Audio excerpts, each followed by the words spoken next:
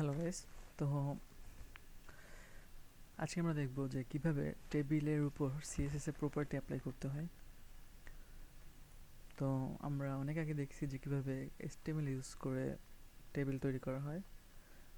তো আজকে দেখব যে কিভাবে এখন আমরা টেবিল ক্রিয়েট করে সেটার উপরে সিএসএস অ্যাপ্লাই করব।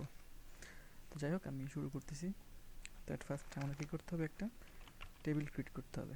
তো টেবিল, দেন এখন আমি যেটা করব সেটা হচ্ছে আমি একটা ক্যাপশন নেব, যে সাপোজ কোর্স লিস্ট। ওকে, তো এখন আমি যেটা করব সেটা হচ্ছে টি হেড নিব। টি হেড অর্থাৎ আমার হেডিং থাকবে যেখানে, তো টি হেড, এরপর কি টিআর, টিআর এর মধ্যে কি টিএইচ। তো এখন আমি এখানে কি নেম,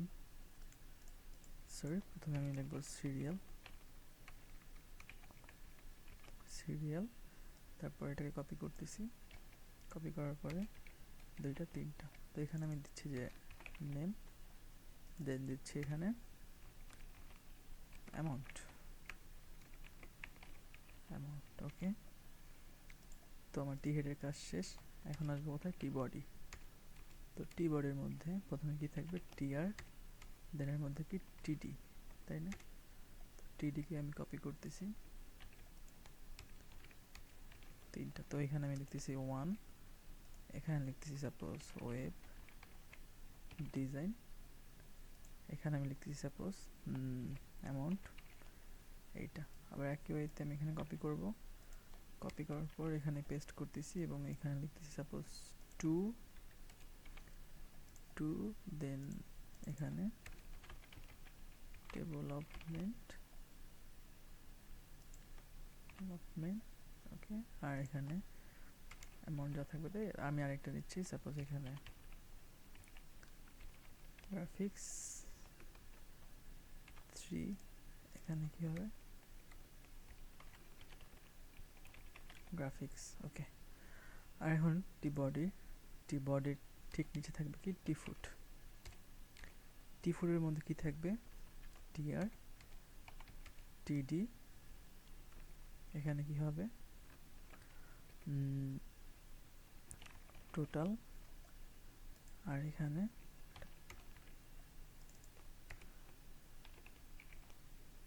ওকে। এখন যদি আমি রিফ্রেশ করি তাহলে দেখবো কি আমার এরকম আসছে। ওকে, তো কোর্স লিস্ট এটা আমি চাচ্ছি H2 মধ্যে রাখতে। তো এর জন্য কি করতে হবে, এখানে H2 অ্যাপ্লাই করব, করার পরে এটা ওইখান থেকে আমি চেঞ্জ করে দিচ্ছি। ওকে, চলে আসছে। তো এখন আমি এটার উপর কি সিএসএস অ্যাপ্লাই করব, কারণ এখানে বর্ডার কিছুই দেওয়া হয় না, তাই না? তো যাই হোক, এর জন্য আমাকে কী করতে হবে, এখান থেকে টেবিলকে ধরবো, ধরার পরে টিএইচকে ধরবো এবং টিডিকে ধরবো, ধরার পরে ওর একটা বর্ডার দেব যে 1 পিক্সেল সলিড ব্ল্যাক। ওকে, তো আমি যদি রিফ্রেশ দিই দেখবো একটা বর্ডার চলে আসছে।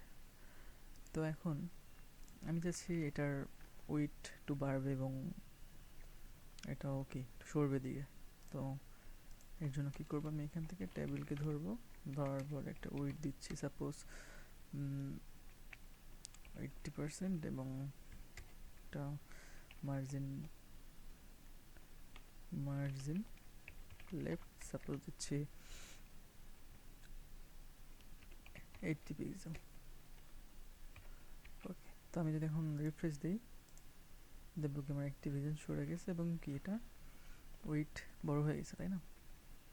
তো এখন আমি চাচ্ছি যে টেবিলের এখানে কি আমার একটা করে কি বর্ডার থাকা উচিত ছিল, কিন্তু এখানে কয়টা আছে, দুইটা। তো এটা সলভ করার জন্য যেটা করতে হবে সেটা হচ্ছে এখান থেকে টেবিলকে আমার কি করতে হবে, বর্ডার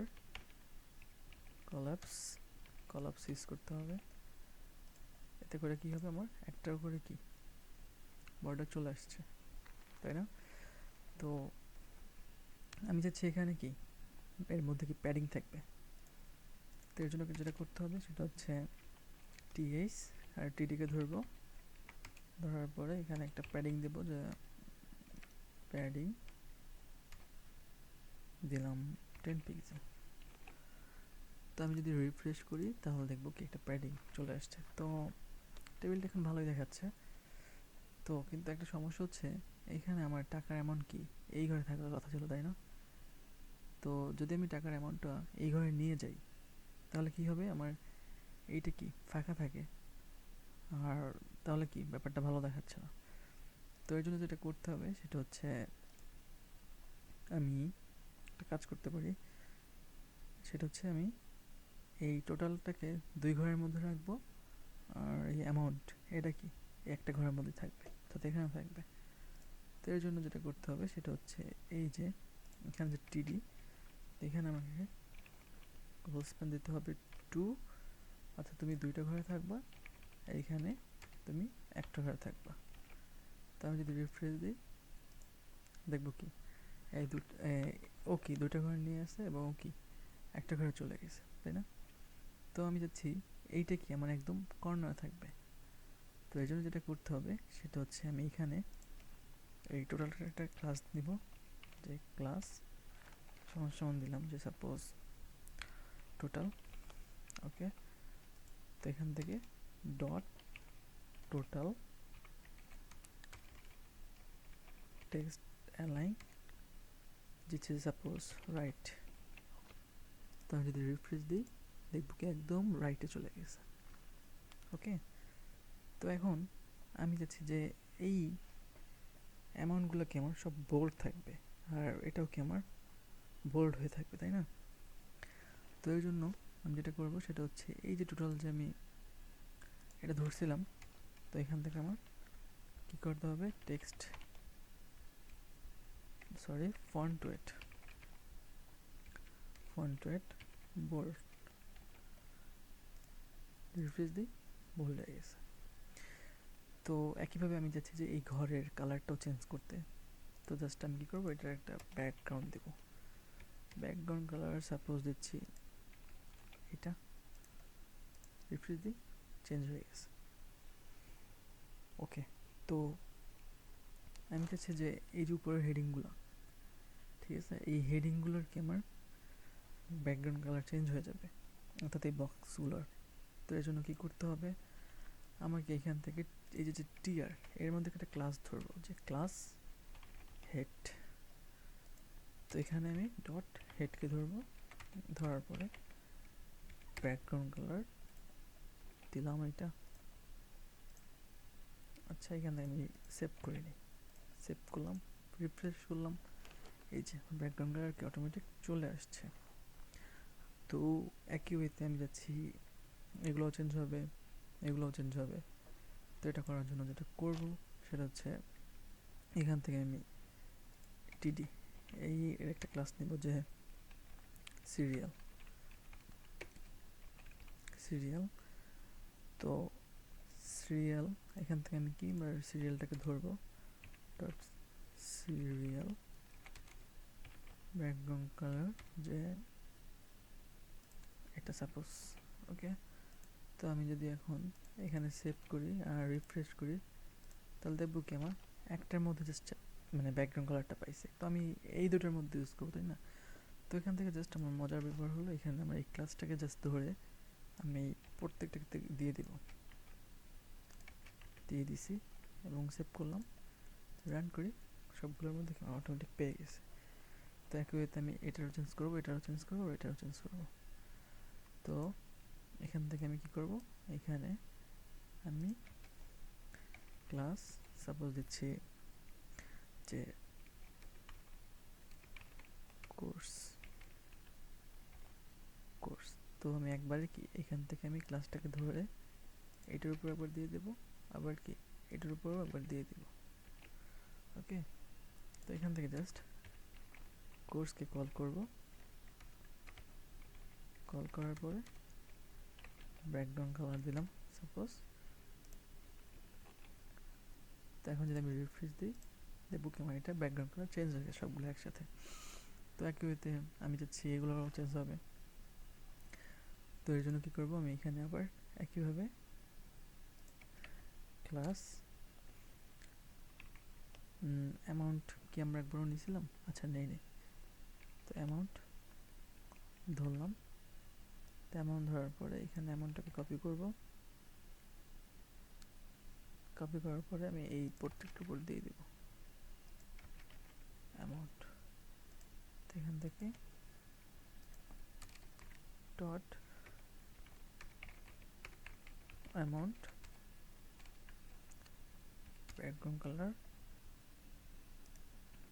দিচ্ছি, এবং যদি রিফ্রেশ দিই দেখবো কি আমার ব্যাকগ্রাউন্ড কালার চেঞ্জ হয়ে গেছে, তাই না? তো আমি চাচ্ছি এটারও কি একসাথে দিয়ে দিতে, একই থাকবে। তো এর জন্য কী করব, এখান থেকে জাস্ট আমি এই ক্লাসটাকে ধরবো, ক্লাসটাকে ধরার পরে এখানে আমি ইউজ করে দেব। তো আমার কি এটারও ব্যাকগ্রাউন্ড কালার চেঞ্জ হয়ে যাবে, গেছে চেঞ্জ হয়ে। তো আমি চাচ্ছি এখন এগুলো বোল্ড করবো এবং একটু মিডল পয়েন্টে নেব সবগুলো। তো এখান থেকে জাস্ট কী করবো, এই অ্যামাউন্টকে ফন্ট ওয়েট বোল্ড, এবং এটা মিডল পয়েন্টে থাকবে যেহেতু, তো এর জন্য টেক্সট অ্যালাইন সেন্টার। ওকে, এখন যদি আমি রিফ্রেশ দিই দেখবো কি আমার সেন্টার হয়ে গেছে এবং মিডল পয়েন্টে চলে গেছে, তাই না? তো যাই হোক, এইটা যদি আমি একসাথে দিলে ব্যাপারটা ভালো দেখায় না। তো যাই হোক, এখান থেকে আমি ক্লাসটা এখান থেকে আমি অ্যামাউন্টটা উঠাই দিয়ে আমি নতুন করে একটা ক্লাস নিই। এখানে সাপোজ নিলাম যে ফি, আর এখান থেকে আমি ডট ফিকে ধরবো, ধরার পরে এখানে টেক্সট অ্যালাইন কোথা থাকবে আমি এখান থেকে একটু কপি করতেছি। আচ্ছা, আমি লিখিয়ে দিতেছি যে ফন্ট ওয়েট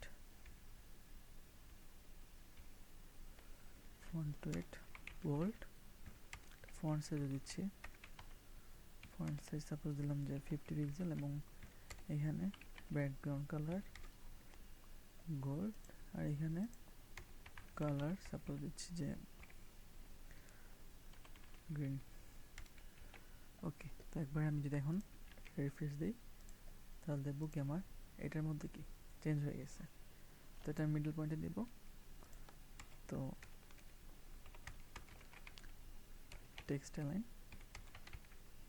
সেন্টার। ওকে, তো আমার কি মিডল পয়েন্টে চলে গেছে। তো আমরা চাইলে কি এরকমভাবে করতে পারবো, আর আমরা চাইলে এটার উপর আরও কাস্টমাইজ করতে পারবো, আরও কাস্টমাইজেশন করতে পারবো, ঠিক আছে? তো যাই হোক, তো এই ছিল কি মূলত আজকে আমাদের টেবিল ক্রিয়েট। এখানে কোর্স লিস্টে আমি চাচ্ছি যে এটার কালারটা চেঞ্জ থাকবে, আর এটার একটা মার্জিন থাকবে। তো এখান থেকে আমি জাস্ট কী করবো, এখানে এইচটুর মধ্যে আমি একটা ক্লাস নিচ্ছি, যে ক্লাস সাপোজ হেডিং নিচ্ছি। তো এখান থেকে ডট হেডিং হেডিং, তো এখানে ফন্ট ওয়েট দিচ্ছি কত 50 পিক্সেল, মার্জিন টপ 10 পিক্সেল, এবং এখান থেকে একটা কালার দিচ্ছি সাপোজ দিলাম।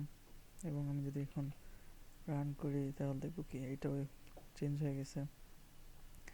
আচ্ছা, ফন্ট ওয়েট না সরি, ফন্ট সাইজ চেঞ্জ হয়ে গেছে। তো যাই হোক, মূলত এই ছিল আজকে আমার দেখানো। তো আশা করি সবাই বুঝতে পারছি। তো এভাবে কি মূলত একটা টেবিল ডিজাইন করা হয়, বা টেবিলের উপর সিএসএস প্রপার্টি অ্যাপ্লাই করতে হয়। তো আজকে এই পর্যন্তই, আশা করি সবাই বুঝতে পারছেন। Thank you.